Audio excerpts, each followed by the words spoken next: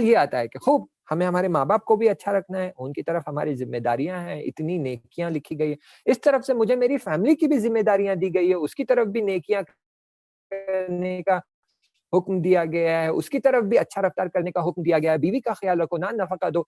अब मैं कैसे कंसोलिडेट करूँ? वालिदैन की इताअत भी करूँ और इनका भी ख़्याल रखूँ। मगर क्या ये मुमकिन है? Is it a impossible situation? Is it like a black and white scenario कि अगर आप ब्लैक सेलेक्ट करेंगे तो आप व्हाइट सेलेक्ट नहीं कर सकते, अगर आप दिन सेलेक्ट कर रहे हो तो रात सेलेक्ट नहीं कर सकते।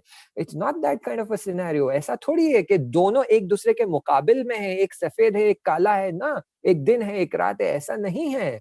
आप दोनों को जम कर सकते हैं, दोनों को निभा सकते हैं, वालिदैन की भी इताअत कर सकते हैं, बीवी की और बच्चों की देखभाल भी कर सकते हैं, उनकी ज़रूरतों को भी पूरा पूरा कर सकते हैं। ये कोई इम्पॉसिबल काम नहीं है। मगर ये कि इस तरफ से आपको हुक्म दिया जा रहा है कि इनकी ज़रूरतों को पूरा ना करो, या इस तरफ से बीवी कह रही है कि उनकी ज़रूरतों को पूरा ना करो, तब जाके ये मुश्किल आती है। मैं यहाँ पर ये बात बता दूँ कि बीवी कोई हक नहीं रखती है, वो अपने शौहर से बोले कि अपने वालिदैन की खिदमत ना करो, या उनकी ज़रूरतें पूरी ना करो, या उनकी मदद ना करो, या उनकी खिदमत में हाज़िर ना हो, ये नहीं कह सकती।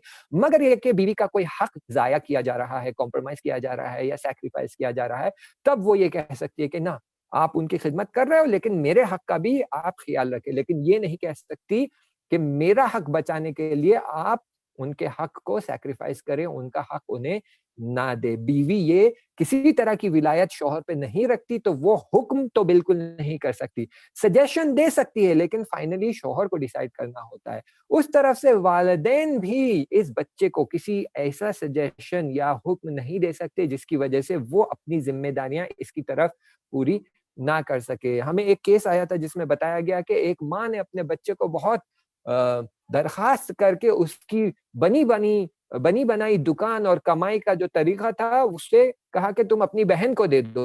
उसने अपनी बहन को दे दिया और फिर ये बेरोज़गार हो गया, 2 महीने के बाद इनका पैसा खत्म हो गया। अब ये 1.5 साल से बीवी अपने बच्चों को लेकर मायकाल में रहती है, और ये शौहर अपने माँ के घर में रहता है, मुलाकात नहीं हो पा रही है, नान-नफ़क़ा नहीं दे पा रहा है, जॉब नहीं मिल रही है, बिज़नेस नहीं एस्टेब्लिश कर पा रहा है। तो मैं बता दूँ कि इस शौहर पे वाजिब नहीं था कि वो अपनी बहन को अपनी दुकानदारी या उसकी औलाद को अपनी दुकानदारी दे दे, क्योंकि क़यामत के दिन आपसे ये नहीं पूछा जाएगा कि आपकी अच्छी-खासी चलती दुकान थी, क्यों आपने अपनी बहन को या उनके बच्चों को नहीं दिया है? लेकिन उससे ये ज़रूर पूछा जाएगा कि क्यों तुम अपने बीवी और बच्चों का नान-नफ़क़ा नहीं दे रहे थे? 1.5 साल तक वो तुमसे जुदा थे, उनकी ज़रूरतें थी, बच्चों की तरबियत की ज़रूरतें थी, बीवी की ज़रूरतें थी कि शौहर उसके साथ हो, उसको दिलासा दे, उसको सपोर्ट करे, उसकी फ़िज़िकल नीड्स को पूरा करे।